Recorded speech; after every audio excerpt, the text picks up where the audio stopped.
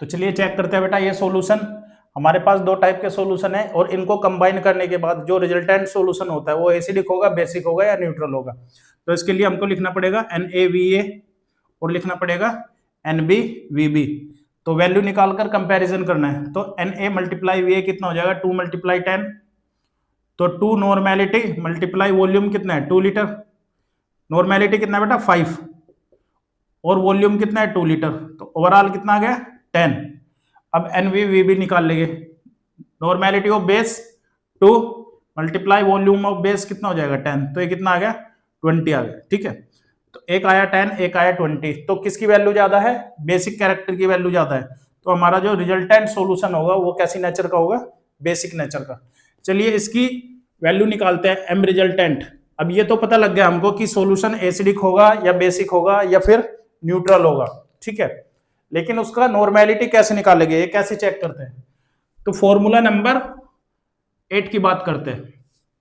तो formula number 8 क्या है बेटा, एन रिजल्टेंट इक्वल टू, अब बात आई बेटा एसिडिक ज्यादा हो सकता है या बेसिक भी ज्यादा हो सकता है। जो भी वैल्यू आपको ज्यादा दिखाई दे रही यानी कि यहाँ पे क्या लेना है, डिफरेंस लेना है। तो आपको निकालना पड़ेगा NaVa और क्या निकालना पड़ेगा NvVb, और दोनों का आपको डिफरेंस चेक करना है। अगर NaVa की वैल्यू बड़ी है किससे, NbVb से, तो NaVa में से माइनस करना है, NbVb को डिवाइड कर देना है Va प्लस Vb से। ठीक है, लेकिन अगर NbVb की वैल्यू बड़ी है किससे, NaVa से, तो NbVb की वैल्यू में से किसको माइनस करना है, NaVa को माइनस करना है और डिवाइड कर देना है A प्लस B से। ठीक है, तो चलिए क्वेश्चन स्टार्ट करते हैं।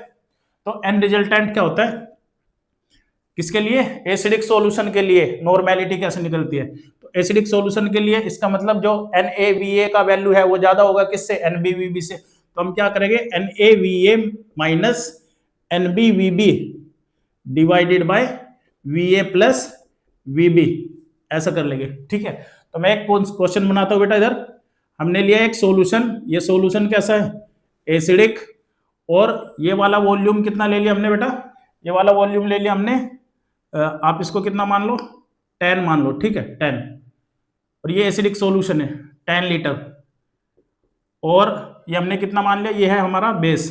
ठीक है, बेसिक सॉल्यूशन, तो ये कितना मान लिया हमने, ये मान लिया बेटा, इसको भी आप 10 लीटर ही मान लो। ठीक है 10 लीटर, नॉर्मेलिटी चेंज कर देते हैं दोनों की। तो ये हमारा 10 लीटर हो गया और इधर भी हमारा 10 लीटर हो गया। अब इसकी नॉर्मेलिटी कितनी मान लो बेटा 20 नॉर्मल, और इसकी नॉर्मेलिटी कितनी मान लो 10 नॉर्मल। ठीक है, तो अगर मल्टीप्लाई करते हैं, देखो 20 मल्टीप्लाई 10 कितना हो जाएगा 200, और यहाँ पे 10 मल्टीप्लाई 10 कितना हो जाएगा 100, यानी कि NaVa ग्रेटर है इस कंडीशन में किससे, NbVb से। तो हमारा जो फाइनल वॉल्यूम, फाइनल जो सॉल्यूशन होगा वो कैसा होगा, एसिडिक सॉल्यूशन होगा। तो आइए इसका रिजल्टेंट निकालते हैं, नॉर्मेलिटी कितना निकलता है। तो एन रिजल्टेंट कैसे निकलेगा बेटा, ये हो जाएगा हमारा NaVa minus NbVb divided by Va plus Vb। तो Na कितना है, normality of acidic solution 20, volume of acidic solution 10, minus normality of basic solution 10, और वॉल्यूम ऑफ बेसिक सॉल्यूशन कितना हो जाएगा 10, और divided bye Va plus Vb। अब Va plus Vb क्या होता है बेटा, volume of acidic solution plus Vb क्या होगा, वॉल्यूम ऑफ बेसिक सॉल्यूशन। तो एसिडिक सॉल्यूशन 10 लीटर और प्लस बेसिक सॉल्यूशन भी कितना है 10 लीटर, तो कितना आ जाएगा बेटा 220 इंटू 10 कितना हो जाएगा 200, माइनस 10 इंटू 10 कितना हो जाएगा 100, डिवाइडेड बाय 10 प्लस 10 कितना हो जाएगा 20 हो जाएगा बेटा। 200 माइनस 100 कितना हो जाएगा 100 डिवाइडेड बाय 20, तो ये कितना आने वाला है 5। तो सॉल्यूशन हमारा जो रिजल्टेंट होगा वो कितना होगा 5 नॉर्मल। अगर यही कंडीशन में चेंज कर देता हूं बेटा, जैसा इसको मैंने क्या लिखा 10 नॉर्मल, और इसको लिख लिया मैंने कितना 20 नॉर्मल, तो हमारा जो एसिडिक सॉल्यूशन है वो कितना है 20 नॉर्मल का, और जो हमारा बेसिक सॉल्यूशन है वो 20 नॉर्मल का, और एसिडिक सॉल्यूशन कैसा है हमारा कैसा है एसिडिक सॉल्यूशन 10 नॉर्मल का। तो चलिए इसका फाइनल निकालते हैं। तो सबसे पहले तो आपको चेक करना होगा कि सॉल्यूशन एसिडिक है या बेसिक। तो सिंपल सा फंडा है, नॉर्मेलिटी इनटू वॉल्यूम कर दो बेटा, 10 इंटू 10 कितना हो जाएगा 100, और ये कितना 20 इंटू 10 कितना हो जाएगा 200। तो 100 छोटा होता है 200 बड़ा होता है, ये वाली वैल्यू बड़ी है, इसका मतलब सॉल्यूशन कैसा है फाइनली बेसिक सॉल्यूशन है। तो बेसिक सॉल्यूशन के लिए फॉर्मूला चेंज हो जाएगा, कैसे चेंज हो जाएगा बेटा, अब यहाँ पर जो B की वैल्यू है NbVb माइनस क्या करेंगे, NaVa करेंगे बेटा ये वाला। तो बताओ नॉर्मेलिटी ऑफ रिजल्टेंट कैसे निकलेगा, रिजल्टिंग सॉल्यूशन का नॉर्मेलिटी कैसे निकलेगा, NbVb normality of basic solution multiply volume of basic solution 20 into 10 minus NaVa volume normality of acidic solution multiply volume of acidic solution divided by Va plus Vb, यानी कि volume of acidic solution plus volume of basic solution कितना हो जाएगा, 10 plus 10 हो जाएगा बेटा 200 minus कितना आ जाएगा 100 divided by 20, 200 minus 100, 100 divided by 20, answer कितना आ जाएगा 5 नॉर्मल का सॉल्यूशन। तो ये वाला सॉल्यूशन कैसा है हमारा, बेसिक सॉल्यूशन है, क्योंकि यहाँ पर NbVb की वैल्यू ग्रेटर थी किससे, Na और V से। चलिए चलते हैं फॉर्मूला नंबर 10 पर, बड़ा इंपॉर्टेंट टॉपिक चल रहा है बेटा आज का। तो फॉर्मूला नंबर 10 पर चलते हैं।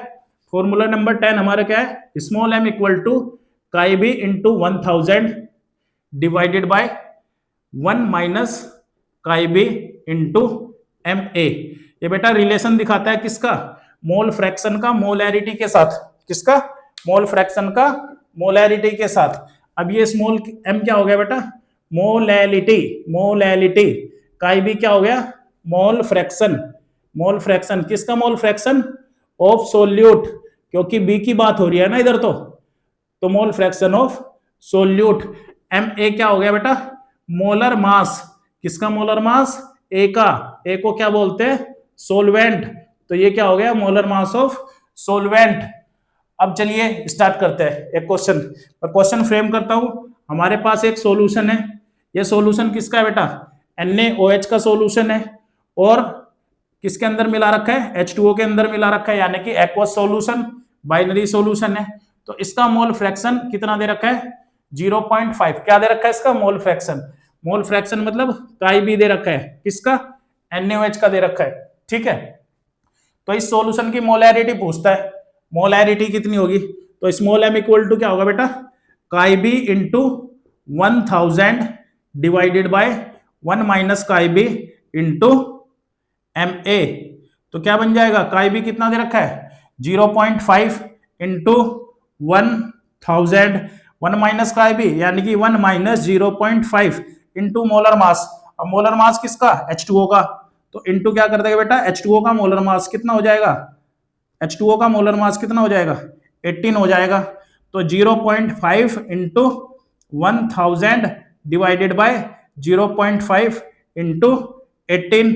अब बेटा इससे ये कट जाएगा, ये कितना बचा 1000 डिवाइडेड बाय 18, तो 2 से कट कर लेंगे, कितना बन जाएगा 500 डिवाइडेड बाय 9। अब बेटा अगर यहाँ पर 10 होता तो आंसर कितना आता है 50 आता ना।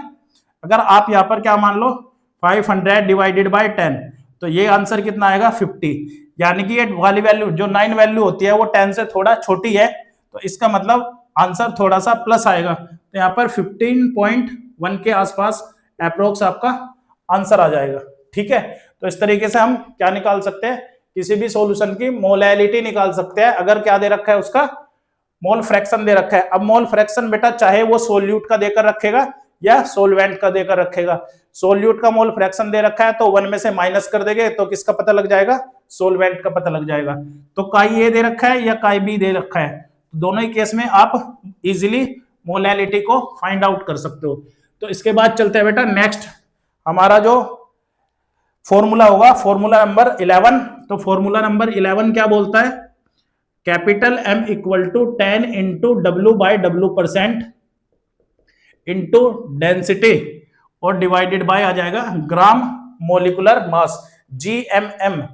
GMM का मतलब क्या हो जाएगा, ग्राम मोलिकुलर मास, इसको आप बेटा मोलर मास के नाम से भी जानते हो, ठीक है। तो चलिए क्वेश्चन करते हैं इसका। हमारे पास कोई एक सॉल्यूशन है, अब इस सॉल्यूशन का क्या दे रखा है, ये सॉल्यूशन आप किसका मान लो NaOH का, किसके अंदर H2O वाटर के अंदर। तो बेटा इस फॉर्मूले के अंदर कुछ टर्म दे रखी है, अब ये क्या दे रखा है, इस कैपिटल M का मतलब क्या हुआ, इस कैपिटल M का मतलब हुआ मोलैरिटी, मोलैरिटी। ये वाला क्या हो जाएगा बेटा, ये हो जाएगा आपका mass percentage of solute, mass percentage of solute. D का मतलब हो जाएगा बेटा density of solution, density of solution. Gram molecular मास का मतलब क्या हो जाएगा, मोलर मास, किसका, सोल्यूट का। तो ये आ जाएगा मोलर मास ऑफ सोल्यूट, तो मोलर मास ऑफ सोल्यूट आ जाएगा। तो चलिए क्वेश्चन करते हैं, हमको क्या निकालना होगा, मोलैरिटी निकालना होगा। तो आपके पास इसको फॉर्मूले में क्या 3 वैल्यू गिवन होगा, एक तो मास परसेंटेज गिवन होगा सोल्यूट का, चलिए मान लेते हैं इसको कितना 20% W/W, और डेंसिटी गिवन होगा इस पूरे सॉल्यूशन का जो डेंसिटी है, तो डेंसिटी कितना मान लो आप 2 ग्राम पर ml, तो ग्राम पर ml में डेंसिटी होनी चाहिए। तो ग्राम मोलर मास आपको पता है NaOH का कितना आ जाएगा 40 ग्राम आ जाएगा। तो इसका मोलैरिटी कैलकुलेट करते हैं, क्या फॉर्मूला होता है, capital M 10 into W/W% into D divided by gram molecular मास। तो इसको ग्राम मोलिकुलर वेट भी बोल देते हैं कई बार, या मोलर मास भी बोल सकते हैं। तो 10 इंटू कितना मास परसेंटेज दे रखा है बेटा 20, और डेंसिटी कितना दे रखा है 2 ग्राम पर ml, तो मल्टीप्लाई 2। अब इसका जो क्या क्या बच गया इसके अंदर ग्राम मोलर मास, तो NaOH का ग्राम मोलर मास कितना होता है 40 ग्राम। कैसे कैलकुलेट करेंगे, NaOH सोडियम कितना होता है 23, ऑक्सीजन होता है 16, हाइड्रोजन होता है 1, तो टोटल कितना हो जाएगा 40 हो जाएगा। तो डिवाइड बाय 40 करेंगे, अब बेटा 20 से 40 2 टाइम्स कट जाएगा और 2 से 2 टाइम्स कट जाएगा, तो मोलैरिटी कितनी आ जाएगी 10 मोल पर लीटर, आंसर आ जाएगा। तो जिस तरीके से बेटा आप मोलैरिटी निकाल सकते हो, तो सेम तरीके से आप नॉर्मेलिटी भी निकाल सकते हो, लेकिन फर्क कितना है बेटा, नॉर्मेलिटी मोलैरिटी में आपको गिवन मोलर मास दिया गया होगा, और नॉर्मेलिटी में आपको क्या मिलेगा गिवन इक्विवेलेंट मास, तो गिवन इक्विवेलेंट मास दिया गया होगा, ठीक है। तो कैसे बनेगा फॉर्मूला, तो चलिए फॉर्मूला नंबर 12 की बात करते हैं। तो फॉर्मूला नंबर 12 हमारा होगा किसका, नॉर्मेलिटी निकालने का फॉर्मूला। नॉर्मेलिटी कब निकाल सकते हैं, तो नॉर्मेलिटी क्या होता है बेटा 10 into W/W% into density divide by gram equivalent mass. तो आपको पता भी है बेटा मोलैरिटी और नॉर्मेलिटी में क्या फर्क होता है, तो नॉर्मेलिटी इक्वल टू क्या होता है मोलैरिटी इंटू n फैक्टर, एक ये वाला रिलेशन याद रखना। तो यहां से आप ये फॉर्मूला बना भी सकते हो। तो इस फॉर्मूले के अंदर बेटा कितनी टर्म्स है, 4 टर्म्स है। पहला n का मतलब क्या हो जाएगा नॉर्मेलिटी, n का मतलब नॉर्मेलिटी ऑफ सॉल्यूशन, ठीक है। इसका मतलब क्या हो जाएगा ग्राम इक्विवेलेंट मास, तो equivalent mass gram equivalent mass of solute, तो gram equivalent mass of solute हो जाएगा। अब ये डेंसिटी हो जाएगी बेटा किसकी, सॉल्यूशन की, तो डेंसिटी ऑफ सॉल्यूशन हो जाएगा, ठीक है। और ये हो जाएगा क्या मास परसेंटेज ऑफ सोल्यूट, तो मास परसेंटेज ऑफ सोल्यूट हो जाएगा। एक न्यूमेरिकल करते हैं बेटा इस वाले फॉर्मूले से भी। आपने क्या लिया, एक सॉल्यूशन लिया, ठीक है। अब इस सॉल्यूशन के अंदर क्या लिया आपने NaOH लिया, ठीक है। इसके बाद ये NaOH कितना लिया, आप इसको मान लो 10% W/W, इसका मास परसेंटेज दे रखा है NaOH का। अब इसका डेंसिटी मान लो कितना 2 ग्राम पर ml, किसका डेंसिटी है बेटा सॉल्यूशन का डेंसिटी दे रखा है। H2O के अंदर ये सॉल्यूशन बना रखा है एक्वस सॉल्यूशन, ठीक है। तो नॉर्मेलिटी पूछता है, तो नॉर्मेलिटी क्या होगा 10 इंटू W/W% कितना हो जाएगा 10, और डेंसिटी कितना दे रखा है 2 डिवाइड बाय ग्राम इक्विवेलेंट मास।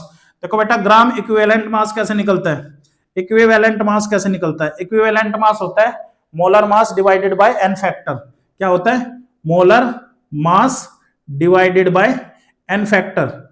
अब ये n फैक्टर एसिड बेस और साल्ट के लिए डिफरेंट टाइप का होता है, ये मैंने आपको नॉर्मेलिटी वाली वीडियो में सारा समझा दिया था बेटा।